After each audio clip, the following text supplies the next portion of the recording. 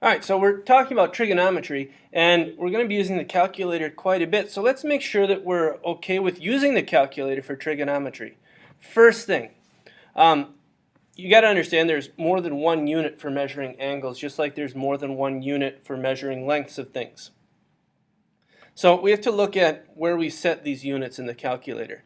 First place is we go into Settings, Document Settings, and see here where it says angle, we've got some different choices. Degree is the one that we're the most familiar with probably, but notice there's this radian and gradian. I like mine in degrees most of the time, so I'm going to hit OK. And what that changes, that sets the settings for in this main calculator.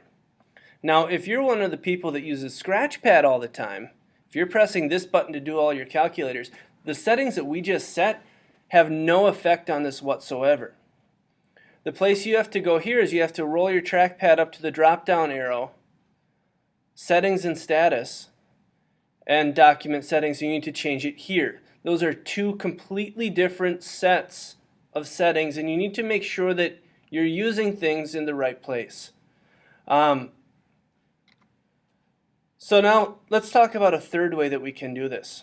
So we're using sine and cosine and all that. Let's say I want the sine of 75 degrees, but I don't know if I'm in degrees, radians, gradians, I don't know.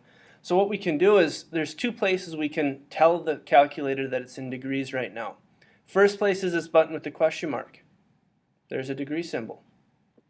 Second place we can do that if you've updated your operating system the way that you should have. If you press the button with the pi, there it is again.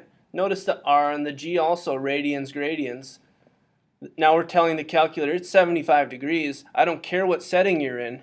I don't care what the unit for angles is set at. It's 75 degrees, and you push enter and you're going to get the right number. So it's important that you stay conscious of units when dealing with trigonometry and different angles.